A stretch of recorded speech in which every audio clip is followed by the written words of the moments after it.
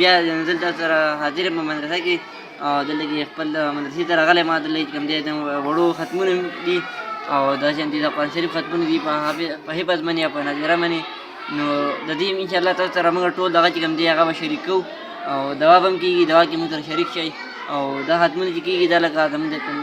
معاشرې په چې کوم دی دا یو ډېره ښه خبره ده چې قاریان ملیان چې کوم دي هغه مخکې دي موږ سره اوسي.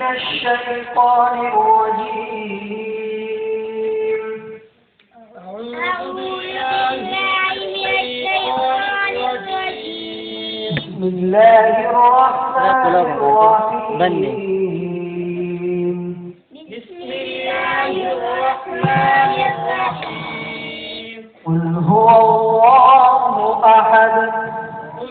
هو الله أحد. الرحيم.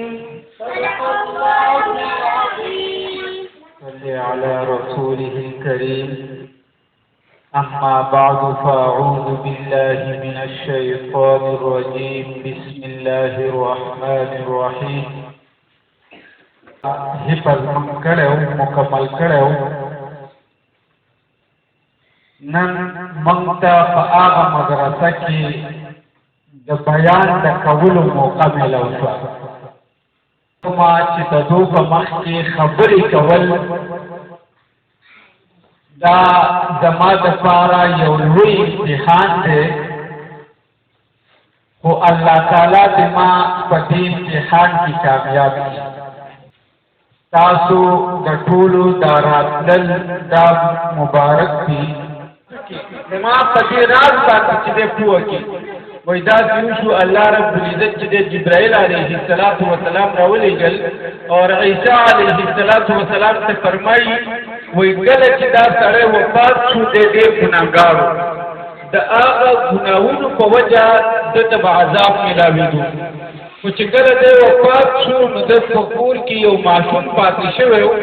وای هغه ماشوم چې دی هغه چې لږ ونې ټیم پس هغه مور چې دی مدرسې ته جومات ته ولېږلو او هغه انجیل چې دی په لاس کې ورکړو.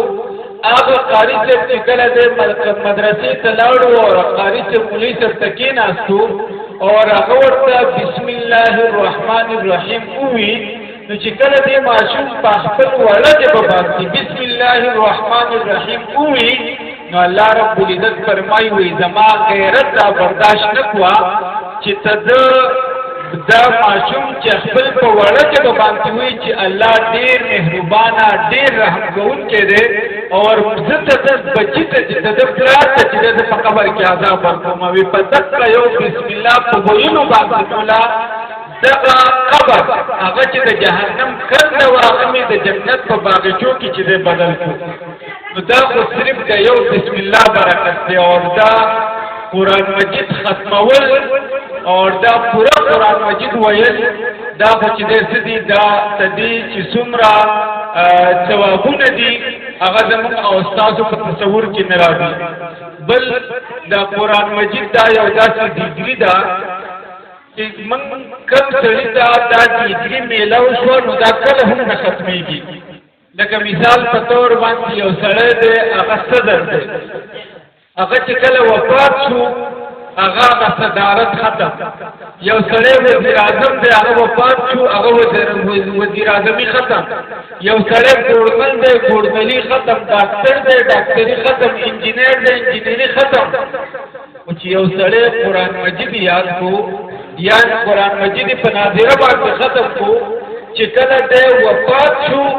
نو د وفات نه پس په هم چې دی حافظ قرآن د وفات نه پس د سره به دا ډیګري ځي. نو دا نن زه دې ماشومانو ته او تدو مور او پلار ته ټولو ته مبارکباد پیش کوم چې دوی دا قرآن مجید ختم کو. اور بل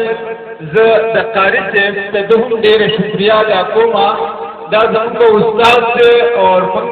د قاعدې نه هغه سبق دلته کې ویلی نو نن چې موږ کله خبرې کوو نو زموږ په زړه کې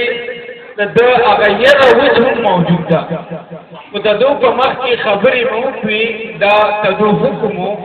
اور دغه کې راځي د عربی او مقوله ده د ادب تقاضا خدا و چې د دوی په مخ کې مونږ اړو خبرې نه کولې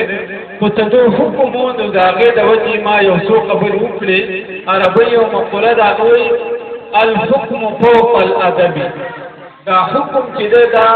د ادب نه په مرتبه کې اوچت دی نو د ادب تقاضا خدا و چې ما خبرې نه کولې خو قاري چې حکمونو په هغې باندې مونږ عمل وکړو اور یو څو د ټوټه ټوټه خبرې مونږ او تاسو ته وکړي الله رب العزت دې مونږ او تاسو ټول لپاره د عمل کولو توفیق راکړي واخر دعوانا الحمد لله رب العالمين یا ارحم الراحمین زموږ خپل خپلوان څوک د دنیا نه شي یا الله هغه ته وبخي یا الله تا بخلي یا الله دا او ته دې بلند کړي یا الله بدی حاضر وخت څوک د دنیا نه یا ارحم الراحمین دې مدرسه کې چې څوک والا علم حاصل یا الله علم نافع او نصیب کړي یا ارحم الراحمین یا ارحم الراحمین دو نیک صالح غړ کړي یا الله دې خدمت تبارک قبول کړي حاضر مجلس ته حاجتونه یا ارحم الراحمین هغه ټول شری حاجتونه الله پاک ته پوره کړي